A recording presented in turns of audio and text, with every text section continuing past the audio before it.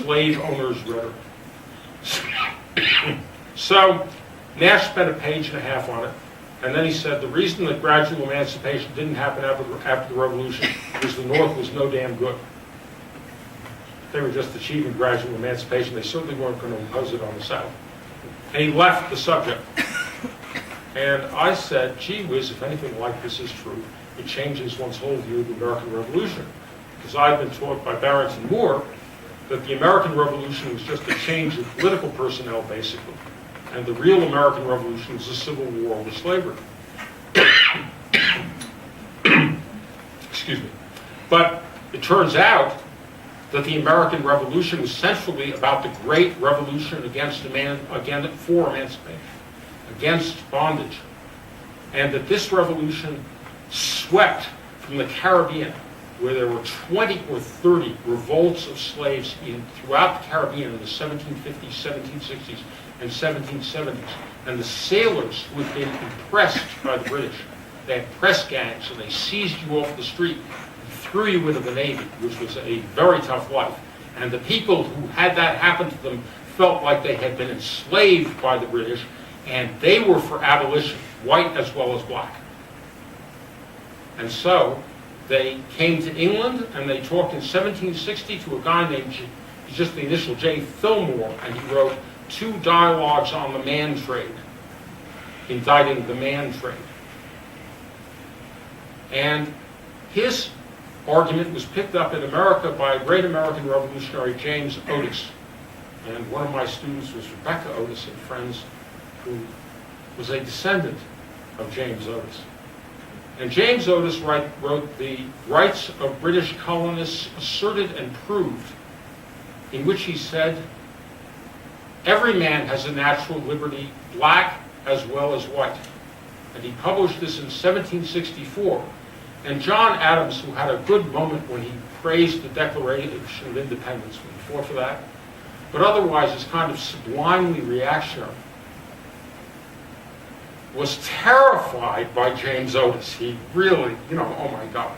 And Adams helped arrange the compromise with the slaveholders, which marred the American cause. And at the same time, there was a terrific abolitionist movement from below on the American side. So I found all of this going on. And meanwhile, I figured this out, began in 1996, and I gave the university lecture at the University of Denver on this in 1999, which is quite a few years ago.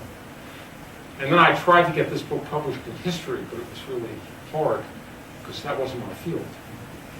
And I had to actually go through my connections in political theory to hook up with John Frenesky at Chicago many years later, and he put the book through 4 readings and 2 revisions, because it's now a beautiful historical novel of 9 chapters. And it was perhaps a not terribly written, longish thing of 30 chapters when he got it. Compressed to 21 by the editor he had me hire. He was very nice. And then fortunately he himself found a magical editor, because historians write these very, very beautiful things, and some of them are very good. But they're historical novels. And if you take Simon Schama's, which I describe in the notes, it is the most beautiful. But about 1 out of every 2 claims he makes in the book is true. And the major issues I discuss, he runs away from. He scampers up to, he runs away from. And nonetheless, there's a lot of imagination in this. And I give you the documents pretty much as I have an argument about them. I explain what they mean. But I don't tell you that the fragments are more than fragmentary. And I get the drama out of the fragments, but not out of supplying with, you're not going to find out what John Lawrence drank as a beverage in the morning if you read my thing, and you're not going to know what kind of furniture he sat on exactly. Although you may find out a lot about his bravery in battle and how he got shot over forces and stuff like that. So it's dramatic and novel-like, but it's not quite as imaginative, as I would say. It's an historical, with the emphasis on historical novel. So Nash wrote a book in which he said more that liberation could occur, but he called it the forgotten fifth. And this makes what happened with blacks a matter of identity politics.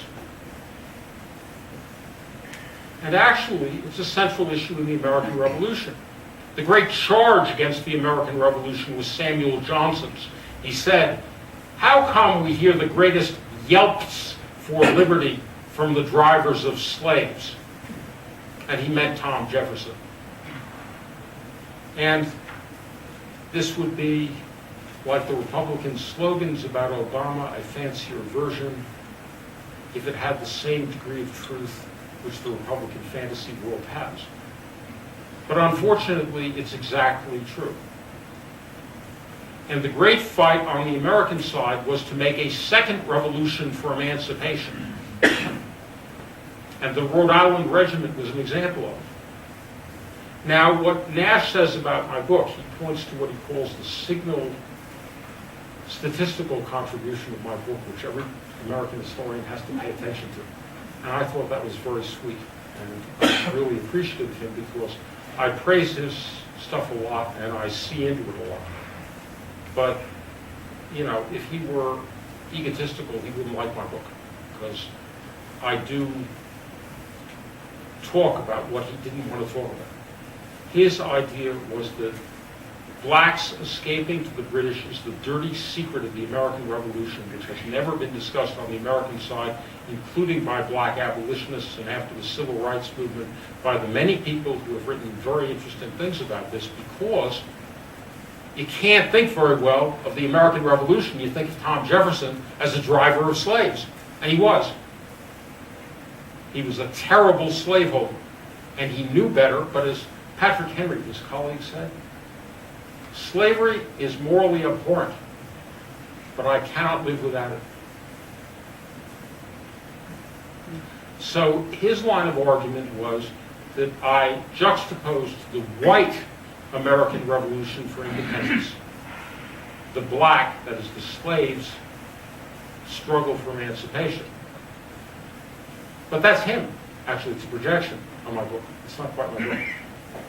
Because I'm very big on the huge movement from below, like of these sailors and artisans who made up all the revolutionary crowds, white and black, who fought against slavery and didn't like slavery. The Boston Tea Party was made up, for the most part, of people who didn't like slavery. Now, it didn't register so high in the elite and the councils of the nation, but they've been discussing it for 12 years, since James Otis, in all the taverns. Everybody knew about this, sort of like here. You know, if you take the Democratic Party, if you can find the person who's for bombing Iran in the Democratic Party, rank and file, good luck, right? But fact is, Obama happens not to be for it at the moment. But if you take the upper reaches of the Democratic apparatus and the foreign policy advisors, they're shipping out drones. They're killing civilians. They're making people hate us all over the world. They're criminals. They are imitating and in certain ways extending Bush. But if you ask, are they democratic? Well, no. It's a party that's run, and the elite has always been, even in the revolution, quite differentiated from ordinary people. So the story I tell is not of identity, it is of freedom. And the centerpiece of freedom is the fight for emancipation. And it goes on in Canada when they go to Nova Scotia with the black loyalists and they have to fight against denial of land. And there's this great guy, Thomas Peters, who was a prince in Africa. His name has been forgotten. He was enslaved. He tried to escape 3 times from the United States. He was branded twice. He became a sergeant in the Black Pioneers. He went to Canada. They didn't give him land. He led a movement of people to get land. He ended up representing a lot of people and going to England, where he could have been re-enslaved on the sea. And he went to England, and he was taken up by the abolitionists, and in certain ways, he became the leader of the expedition to Sierra Leone to found a radical black democracy. And then the white abolitionist, who was in certain ways decent but also a dictator, John Clarkson, he denounced it, and there was a rebellion against him, and there was a whole effort to put this thing down. And it was the first example, and one of the ways in which the historians who had written about this all wrote about it from the following point of view, including Schama. Schama wrote about it he took John Clarkson's diary, so he says Peters is nuts. He qualifies it, tries to talk around it. But the other said, look, the revolt in Africa was the first example of black nationalism. Now this is very funny, because the Baptists who came sided with Clarkson and the British governors, the abolitionist governors, but they were white abolitionist governors who thought the black people should stay in line, thank you, and if we don't give you any land, shouldn't complain. And by the way, if we water down the rum that we're selling you, never mind. And they had some of them defected to work for the so-called slave colony where they were sending out slaves from Sierra Leone at the same time. So it was actually a very dicey kind of thing.